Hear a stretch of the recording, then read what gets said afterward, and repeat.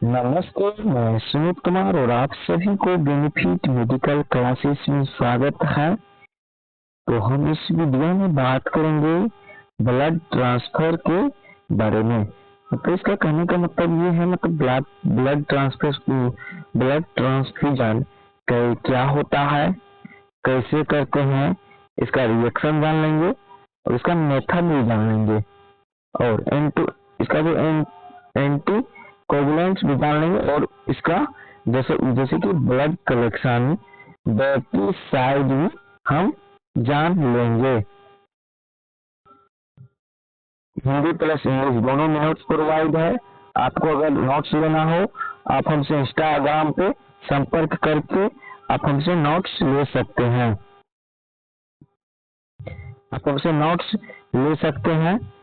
तो चलिए आगे बढ़ते हैं।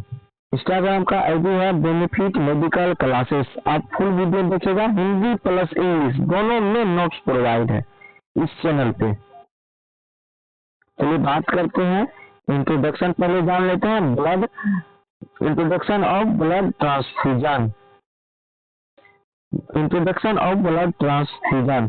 Blood transfusion is produced in which blood is received from the donor and transferred to the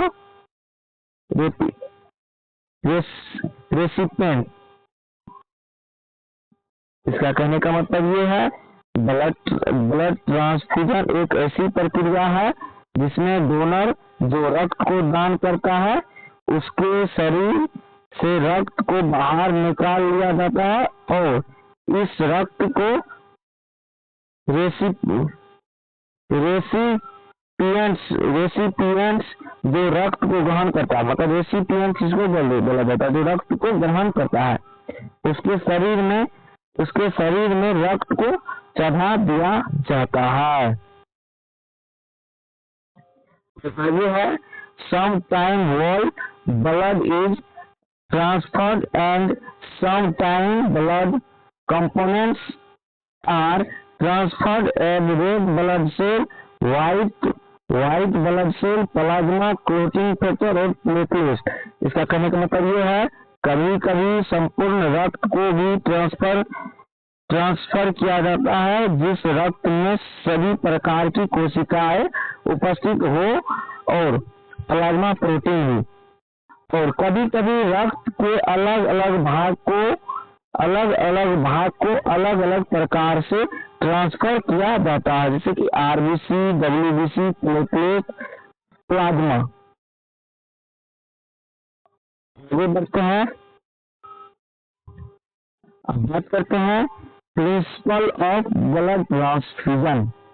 blood transfusion must be harmless two donor as well as it must be harmless to the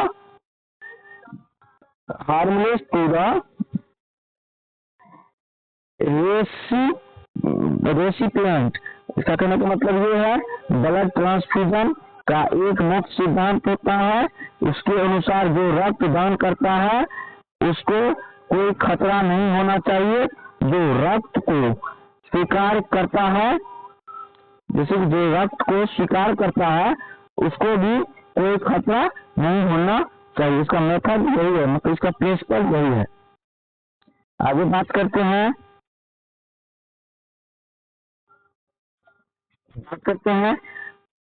selection of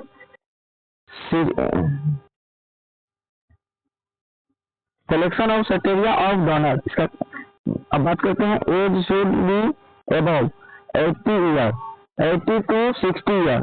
इसका कहने का मतलब ये है, रक्त देने वाले की उम्र 18 साल से ज्यादा और 60 साल से कम होनी चाहिए।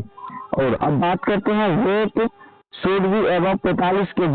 इसका कहने का मतलब ये है, रक्त देने वाले का वजन 45 kg से ज्यादा होना चाहिए। अब बात करते हैं, हीमोग्लोबिन शुड बी 12.5 ग्राम। जो रक्त दे रहा है उसका हीमोग्लोबिन 12.5 ग्राम से ज्यादा होनी चाहिए। अब बात करते हैं last blood donation time should be 70 week. इसका कहने का मतलब ये है 17 वीक। इसका कहने का मतलब ये है जो व्यक्ति रक्त को दान कर रहा है उसने यदि 17 हफ्ते से पहले रक्त दिया हो किसी को, तभी रक्त 17 हफ्ते से पहले रक्त दिया हो तभी रक्त निकाला जाता है। इसका कहने का मतलब ये है 17 हफ्ते बार बार ब्लड नहीं निकाला जाए, 17 हफ्ते के बाद ही हम ब्लड निकाल सकते हैं किसी का।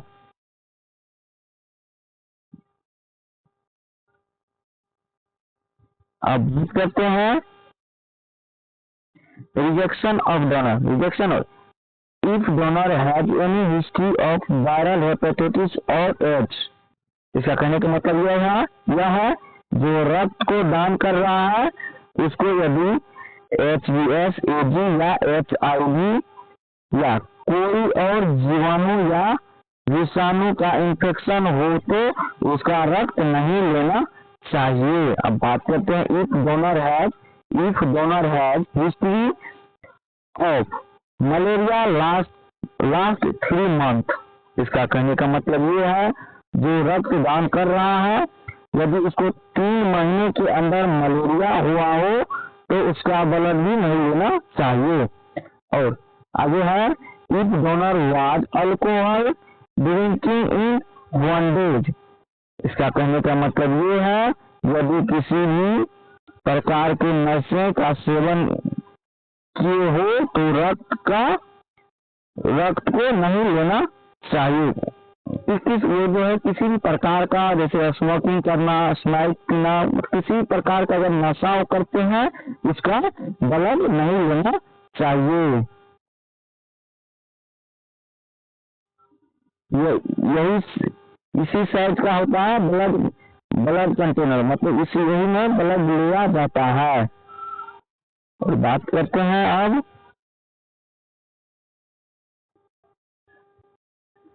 Type of container use for collection of blood. अब बात करते हैं plastic bag of 350 ml in which present 49 ml of anticoagulants. इसका कहने का मतलब ये है रक्त को एकत्रित करने के लिए 350 ml का प्लास्टिक का बैग होता है जिसमें 49 ml एंटीकोगुलेंट उपस्थित रहता है। अब बात करते हैं plastic bag 450 ml in which present 63 ml of anticoagulant. इसका कहने का मतलब ये है ज्यादा रक्त को एकत्रित करने के लिए 450 ml का एक प्लास्टिक बैग इस्तेमाल किया जाता है जिसमें 63 ml एंटीकोगुलेंट का इस्तेमाल हो। अब बात करते हैं anticoagulant which use for collection. Anticoagulant दो होते हैं, तो CPB और ACB। CPB इसका कहने का मतलब ये जो है it is commonly use in blood bank. ये जो है कॉमन रूप से ब्लड बैंक में यूज होता है। ACB is also use blood, इसका भी यूज ब्लड बैंक में ही किया जाता है, ब्लड बैंक में ही यूज किया जाता है। और आगे बात करते हैं ब्लड ट्रांसफ्यूजन के बारे में। ब्लड ट्रांसफ्यूजन के रिजेक्शन मतलब इसका करने का मतलब ये हुआ allergic reaction. Sometimes some person developed allergic reaction including as itching। इसका कहने का मतलब ये है कभी कभी रक्त ट्रांसफर करते समय एलर्जी होने लगती है, जैसे कि खुजली लगना। यदि इस तरह की कोई भी रिजेक्शन दिखाई दे तो रक्त ट्रांसफर करना बंद कर देना चाहिए। Fever sometimes some person has fever after receiving a blood। This is normal condition normal condition it might be occurs normal. इसका कहने का मतलब ये है रक्त ट्रांसफर करते समय बुखार आने लगता है यह एक सामान्य अवस्था है, परंतु यदि बुखार आता है उस समय रक्त ट्रांसफर करना बंद कर देना चाहिए। जब बुखार उतर जाए तब फिर से रक्त का ट्रांसफर करना चालू कर देना चाहिए। इसका कहने का मतलब ये है अगर हम किसी से ब्लड लेते हैं उसको सामान्यतः है जो उसको बुखार आएगा, अगर बुखार आ गया तो उस टाइम पे ब्लड लेना छोड़ देंगे, फिर बुखार उतर जाने के बाद फिर से उनका ब्लड हम ले सकते हैं। अब बात करते हैं एक्यूट हेमोलाइटिस रिएक्शन। इसका कहने का मतलब ये जो है it is very serious and very rare condition, it may be to give wrong type blood. इसका कहने का मतलब यह है यह एक बहुत ही ज्यादा खतरनाक रिएक्शन होती है जिसमें हमारे शरीर की रक्त कोशिका टूटने लग जाती है। यदि मरीज को गलत रक्त चढ़ा दिया जाए तब यह देखी जाती है और इस प्रकार की रिएक्शन बहुत कम देखने को मिलती है। अब बात करते हैं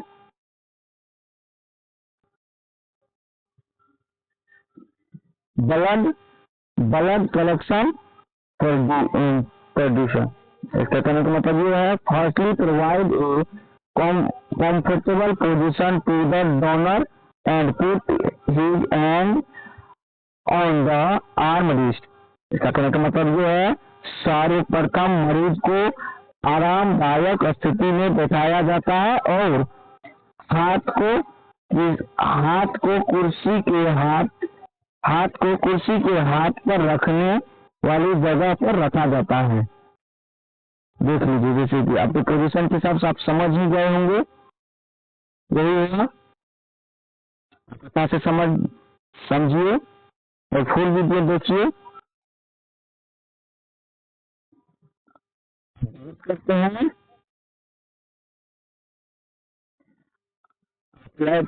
put and select healthy zone for collection after the selection of when killing the R by spirit and alcohol after the intermediate into the donor vein। कहने का मतलब ये है अब हाथों पर बेल्ट को लगाया जाता है और उस जगह का निर्धारण किया जाता है जहां से अच्छे से रक्त निकाल सके और उस जगह का निर्धारण होने के बाद उस जगह को अच्छे से अल्कोहल की सहायता से साफ किया जाता है और सुई को निर्धारित जगह पर अंदर डाला जाता है। और आप फिगर के हिसाब से आप समझ जाइए ऐसे ही किया जाता है। अब बात करते हैं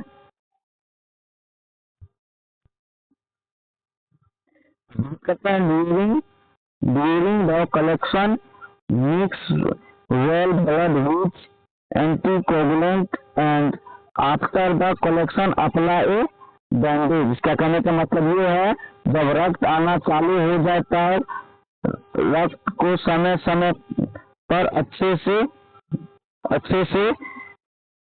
मिलाते रहना चाहिए। देख लीजिए फिगर के हिसाब से समझ ही जाएंगे और आगे बात करते हैं।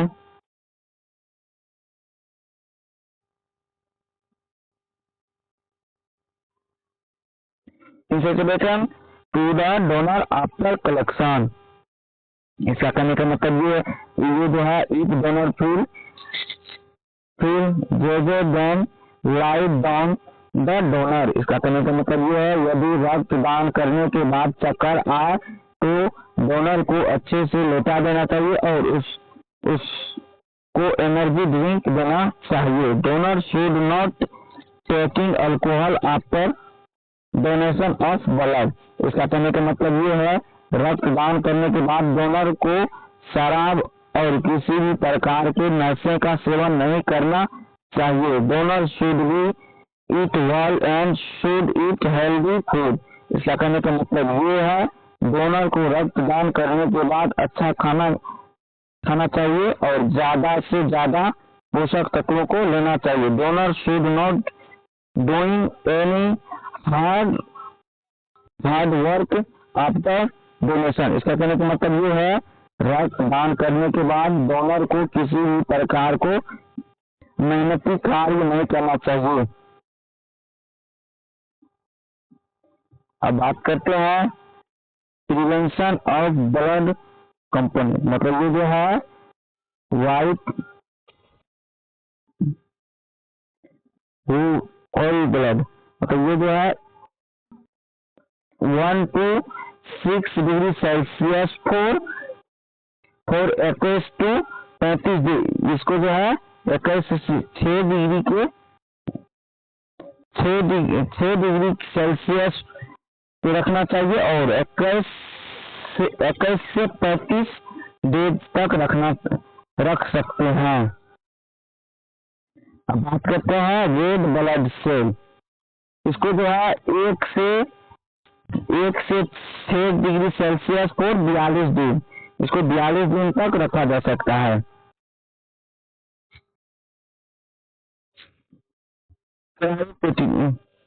प्रेसिटेट, इसको जो है -18 डिग्री सेल्सियस पर रखा जाता है, 1 ईयर के लिए रख सकते हैं। प्लाज्मा को भी 18 डिग्री सेल्सियस पे रखा जाता है 1 ईयर के लिए। प्लेटलेट को भी